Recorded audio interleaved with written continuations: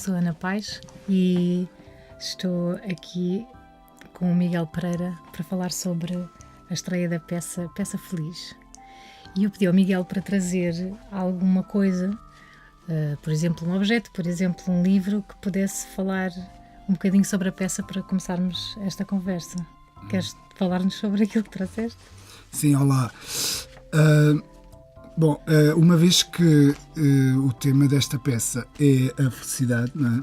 Ou é a proposta inicial, e uma vez que a Ana é uma amiga, além de colega neste momento, e como a Ana ainda por cima é uma pessoa que tem desenvolvido um trabalho à volta dos afetos, e como há aqui uma ligação no fundo com toda esta temática, Ai meu Deus, eu lembrei-me que o objeto que eu ia trazer são uns presentes que eu tenho para a Ana, que eu trouxe do Chile, que ainda não tinha tido a oportunidade de lhe dar, e que eu vou aproveitar uau!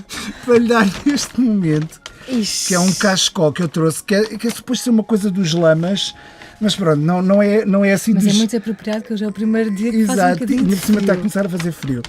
E depois também tem aqui uns bonequinhos, que é uma espécie de um pinzinho, com uma menina e um menino. Oh. E pronto, e achei que um Um presente amuleto. objeto, porque eu não sou muito de objetos normalmente, não sou muito fetichista com objetos. Ainda pensei em que tipo de objeto é que poderia ser. E como tinha lá este presente para lhe dar, achei É um presente que era um presente objeto. que já me trouxe muita felicidade. Pronto. Achei que era uma boa maneira também de iniciar um bocado, de falar sobre este trabalho. Adorei. Portanto, já podemos ir embora. Não.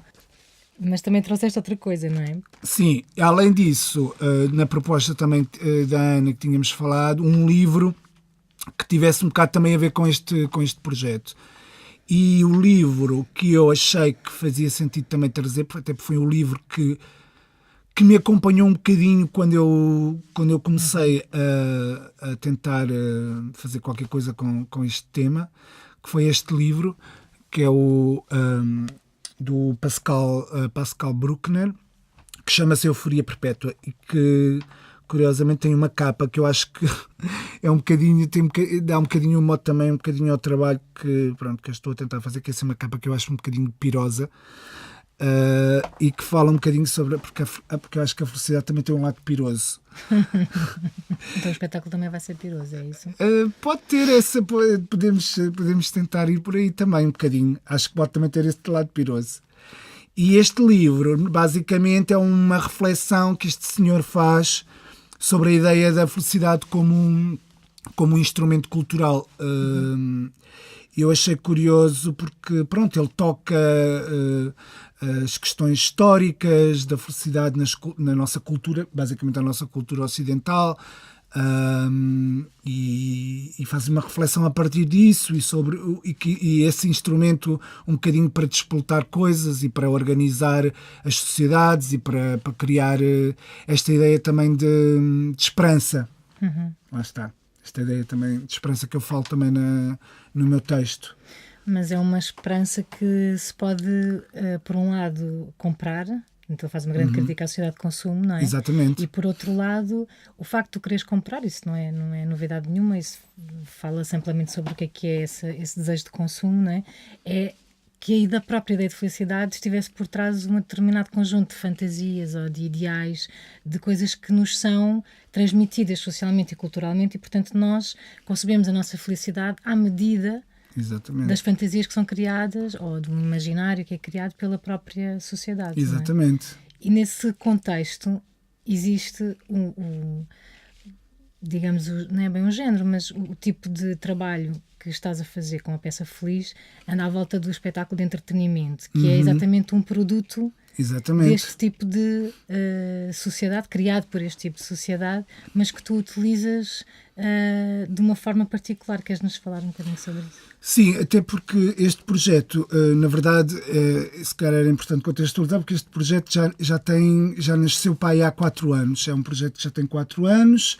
Eu comecei a pensá-lo na altura a partir de uma proposta que me fizeram em Inglaterra, através de uma estrutura com quem eu trabalhei bastante, e na altura eles acharam que eu devia fazer um projeto grande, digamos, maior em Inglaterra, com apoios ingleses e tudo.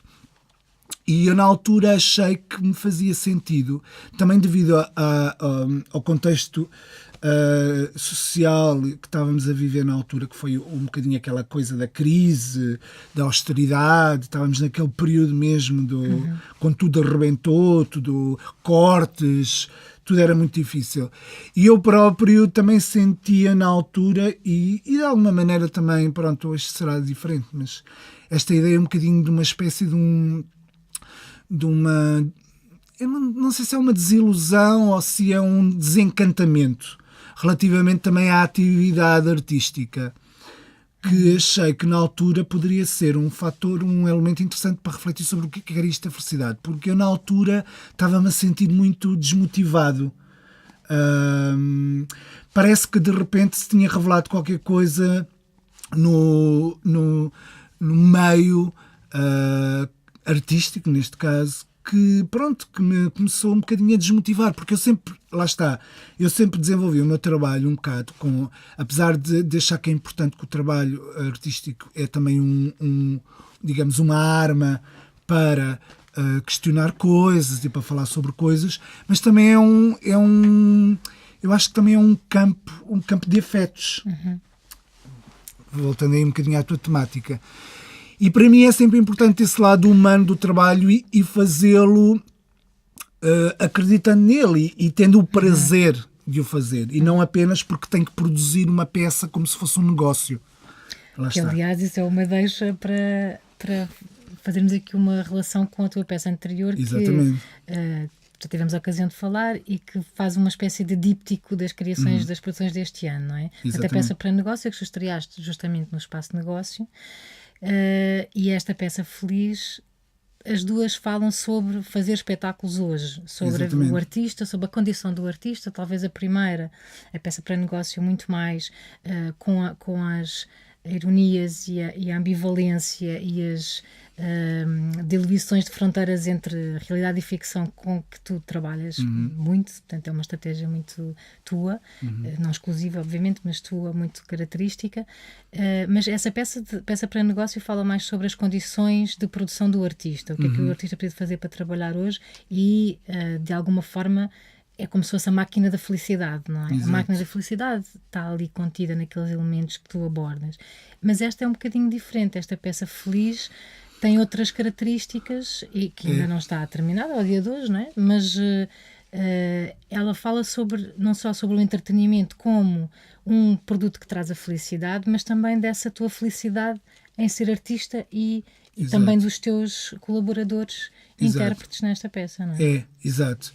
É isso, porque para mim este projeto, como eu estava a dizer há bocado, nasceu também deste contexto, na altura, e esta ideia, eu na altura, no meio disto tudo, achei que tem que ser um projeto que seja feliz, tem que ser uma coisa sobre, em vez de ser aquela coisa, isto está difícil, não sei o quê, porque o meu trabalho é sempre muito reflexivo sobre aquilo que eu vivo, e nesse sentido é muito biográfico, né? Autobiográfico.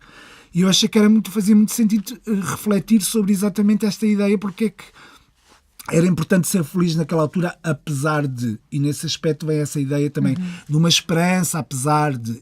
E acontece que o meio cultural inglês está muito ligado à cultura inglesa, à cultura anglo-saxónica, está muito ligado a esta ideia também do entretenimento, não é? Do espetáculo, entretenimento, do showbiz, de todas essas lógicas. Os musicais, todas essas lógicas que estão ligadas um bocadinho à cultura da felicidade. E eu achei que era perfeito, então, ir por aí.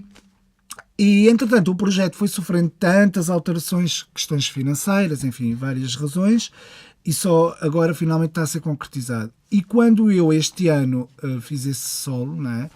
Achei que era muito importante. Eu tento que não seja uma postura ou nostálgica ou um bocado tipo, porque no tempo é que eu comecei era bom e agora as coisas estão muito difíceis. Não é isso, é apenas a constatação de um percurso e da fase em que eu me encontro como artista e daquilo que eu olho à minha volta e de como eu constato aquilo que eu fazia e aquilo que é hoje o mercado, a ideia de mercado, a ideia do produto artístico como uma coisa muito cada vez mais forte, não é?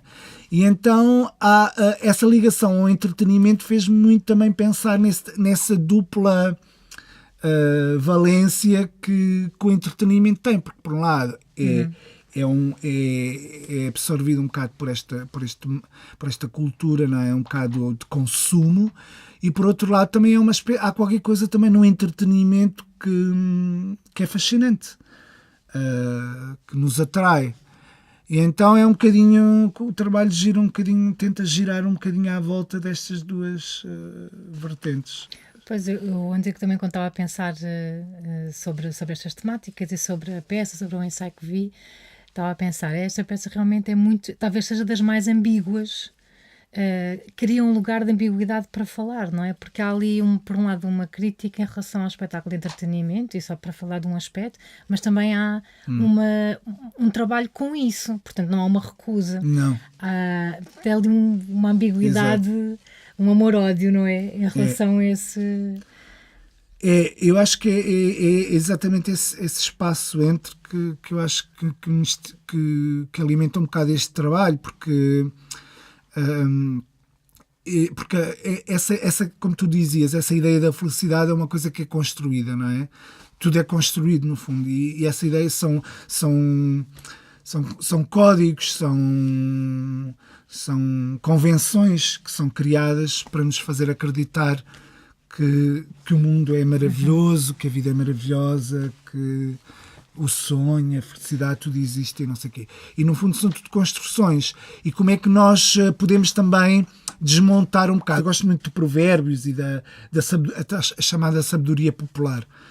E há aquela coisa da cenoura e da chapada, que nós em inglês, até houve uma altura que era para ser o título da peça, que era Cenouras e Chapadas. Dá-se um ar um bocado revisteiro, mas que eu acho que podia ter graça, que tem a ver um bocado exatamente com a lógica que está um bocado inerente neste trabalho, que é, por um lado, a necessidade de dar cenouras, não é? Dar doces, bombons, tipo fazer festinhas e de dar coisas boas, e por outro lado às vezes tem que se dar chapadas, não é? Para acordar, para a pessoa tipo, não ficar adormecida. Eu acho que é um bocadinho aquilo que me interessa sempre trabalhar também. No meu trabalho em geral, não só neste, que é esta coisa de que, pronto, é esse lado que tu estavas a dizer ambíguo. Por um lado, fazer, por outro lado, é preciso espetar assim algumas farpazitas. Pois, e tu já falaste sobre esse aspecto do teu trabalho de se centrar não só na tua biografia, mas em muitos aspectos biográficos. E há vários exemplos de espetáculos que tocam aí, ou que usam esses materiais. Neste em particular, na peça Feliz, e a propósito dessa questão dos sonhos e do imaginário também de quem quer ser artista, eles surgem a partir das biografias dos teus colaboradores, exato, da Sofia e do António. Exato. Queres falar um bocadinho sobre Sim. isso, esse lado biográfico, o que ele te traz e como é que ele te permite falar sobre o fazer artístico e sobre a ideia de felicidade? Para já, uma curiosidade neste trabalho é que eu não estou dentro da peça, portanto eu não entro como intérprete, o que para mim me traz uma grande felicidade. Por um lado, apesar de haver sempre esta tentação, como eu disse muitas vezes ao longo do meu trabalho, eu sempre achei que o meu corpo era um bocadinho a assinatura do meu trabalho, não é? E era sempre importante eu estar lá dentro para o trabalho poder existir como meu. Mas já dá um tempo para cá que sinto cada vez menos a vontade da exposição, porque há sempre este lado que eu também já abordei muito no trabalho, que é esta ideia da exposição, não é? O palco é um sítio de exposição. Deixa-me só interromper para lembrar que na peça para negócio eras só tu. Portanto, exatamente. Se pensarmos num díptico, tens uma peça que entras só tu e que é a relação direta com o público. Portanto, e esta aqui realmente não estás e tens só dois. Exato. Tens histórias, ou seja, tens dois intérpretes. E eu há um tempo para cá que já ando com vontade de cada vez me sentir estar mais do lado de cá, não estar em cena, pronto, me proteger um bocado, até porque sempre me expus um bocado no meu próprio trabalho, porque falo um bocado da minha vida, lá está, daquilo que eu sou. Mas aqui, pronto, achei que me fazia sentido então que não fosse eu que tivesse uns intérpretes e que eu tivesse de fora. Acho que é assim dos primeiros trabalhos que isso acontece. E nesse caso foi curioso porque acabámos por... pronto, como é que eu me revejo num trabalho em que eu não entro como intérprete? E esse é um bocadinho o desafio deste trabalho. E então há essa tentação da biografia, e acontece também um pouco no trabalho, apesar de estarmos um bocadinho a limpar isso. Houve um amigo que foi ver um ensaio que disse: curioso este teu trabalho. Não é nada de... É um bocadinho... É recorrente nas tuas temáticas, não estás a falar nada de novo, mas há um elemento que é novo, que é tu não estares em cena, que serem outros a fazer por ti. Eu achei isso engraçado, acho que se pode ler também por aí. Sim, tu já fizeste com, por exemplo, o Duo, que foi um Exato. espetáculo em que nós colaborámos. Claro. Tinhas um intérprete, não será o único, com quem colaboravas em cena e com quem estavas em cena. Mas realmente este é o primeiro em que Sim. tu dás quer dizer, que não entras à partida, não é? Sim. Esta reflexão vem muito também de um momento muito particular do meu percurso, em que, também voltando um bocadinho à peça para negócio, em que eu me pergunto muito, porque no fundo é esta coisa da felicidade, esta coisa também do prazer, como estávamos a falar dos afetos, que é, eu gosto mesmo de fazer o que eu faço, gosto de fazer espetáculos, gosto de estar no palco, gosto até de fazer entretenimento mesmo. Não tenho esse pudor. Gosto é de refletir porque é que eu faço estas coisas. E a peça para negócio, se calhar, é essa reflexão que eu tive necessidade de fazer. Porque é que hoje precisamos trabalhar tanto, precisamos fazer tantas peças. Parece que cada vez temos que produzir mais e produzir mais para podermos existir. E eu levanto uma coisa nessa peça, que é também a minha condição neste momento como artista, que já tem 25 anos de carreira, não é? Já aqui anda há 25 anos, apesar de não parecer. Estás muito bem conservado. Estou muito bem conservado. Não, mas era aquela pergunta que é os 5 passos na vida de um artista, não é? Quem é Miguel Pereira? Que é o Miguel Pereira, ainda ninguém sabe do Miguel Pereira, o Miguel Pereira aparece. Depois toda a gente já sabe quem é o Miguel Pereira, querem todos o Miguel Pereira. Depois o Miguel Pereira já se afirmou que querem alguém como o Miguel Pereira, porque o Miguel Pereira já não é novidade. E depois, passado um tempo, já não quer alguém como o Miguel Pereira, mas mais novo. Não é? Porque pronto, o Miguel Pereira está, mas já começa a ficar um bocadinho velho. E depois é o último passo. Quem é Miguel Pereira? É que parece que o Miguel Pereira, de repente, parece que... ou Miguel Pereira, ou quem diz o Miguel Pereira, diz um outro artista. E então essa reflexão fez-me um bocado pensar que, pronto, eu posso desaparecer da visibilidade, do mediatismo, mas não desapareço porque eu estou lá, ainda não estou morto, estou vivo e posso continuar a fazer coisas, a produzir coisas. Mas saíste de cena. E saí de cena. Curioso, pois. Mas ainda lá estou lá por trás e pronto. E isso é uma coisa que neste trabalho tem esse lado concreto e é um bocado tipo, eu faço aquilo que de facto tenho vontade de fazer, que me apetece fazer. Não gosto nada que me imponham o que é que eu tenho que fazer. Apesar de às vezes pelas condicionantes de produção e tudo, teres que te limitar a muita coisa, mas... Olha, e eu queria te perguntar outra coisa sobre um outro aspecto que também é recorrente ou que já aconteceu em alguns outros espetáculos e que é muito importante aqui neste, que é o teu trabalho com os figurantes, que tem a ver com o teu interesse de conhecer e de trabalhar com um registro amador, conhecer o que é o fazer o teatro amador ou o espetáculo amador, que não sei se entendes assim ou não, mas para mim às vezes é uma forma que tu encontras para... conseguir sair um bocadinho da lógica da divisão do trabalho e do lazer. Quer dizer, para encontrar um espaço que é um espaço de liberdade, é um espaço que é teu, exato, em que tu podes operar sem os constrangimentos, ou pelo menos em que ganhas uma legitimidade para não trabalhar segundo as regras. E se pudesse falar um bocadinho sobre isso e sobre então a presença desses figurantes que também já vinha da peça para negócio, mas aqui tem um lugar um bocadinho diferente. E que está desde o início no meu trabalho.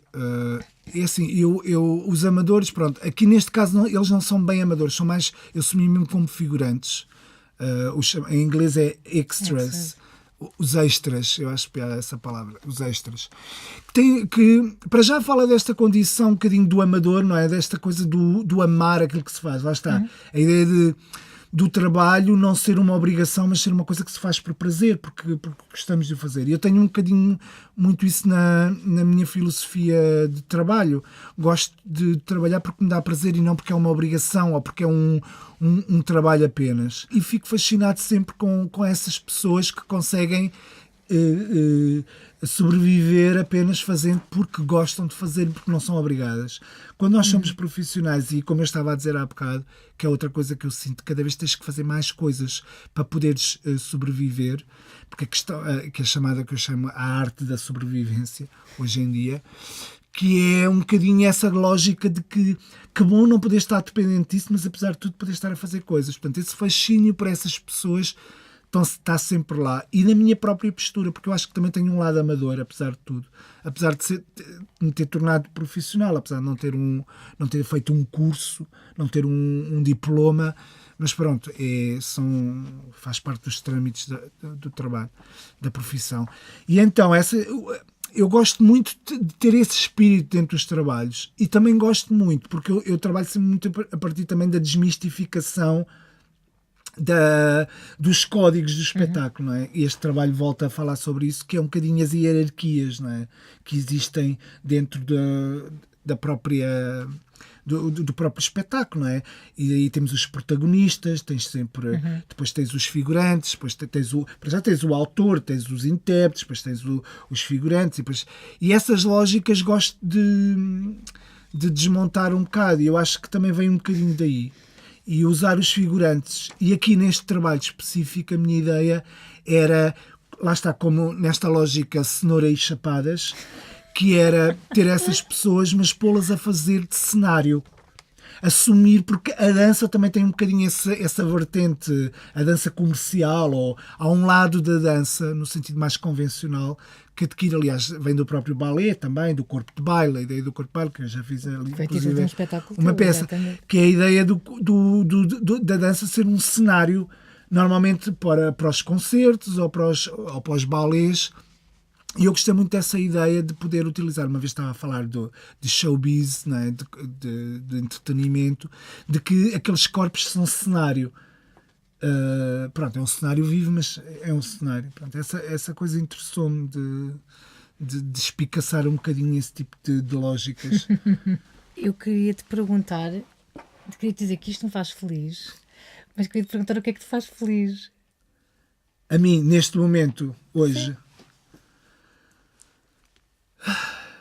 Eu acho que, pronto, este conceito da felicidade, ele é próprio todo ele uma armadilha. Mas eu agora tenho estado a ler, por acaso, um livro que me veio parar às mãos, até do Tolstói, mas não é só é porque ele de facto era um bom escritor, mas ele é um livro que fala de um personagem que morre. E ele conta a vida desse personagem, depois começa a contar a vida desse personagem antes dele morrer. E há uma altura que esse personagem fala muito de uma vida, tudo aquilo é perfeito, ele constrói tudo, é honesto, é agradável, é correto, tudo funciona bem. E ele às tantas diz que vive numa espécie de limbo ou de espaço entre o nem estar aborrecido, nem ter prazer. E então um bocadinho essa ideia de que se pode estar num espaço em que não há... Porque a felicidade parece que implica picos, não é? Há um auge de qualquer... Tens que estar ali num momento de felicidade. E se calhar para mim a felicidade neste momento é esse equilíbrio entre estar bem e poder ir fazendo as coisas sem essa coisa também da excitação enorme, tipo de idealizar demasiadas coisas, mas ao mesmo tempo também não estar com esse espírito. É tudo horrível, o lado negro, ou o abismo, ou não sei o quê. Então, se calhar, para mim, estar feliz neste momento é estar assim, nem estar aborrecido, nem estar muito excitado. Tu és um estoico. Exato. Tens que voltar ao do Ricardo Reis. Olha, uma boa sugestão de leitura. Fica para todos, não é? Para todos os nossos ouvintes. Exato. E eu vou terminar com um abraço. Um abracinho. De felicidade. De felicidade.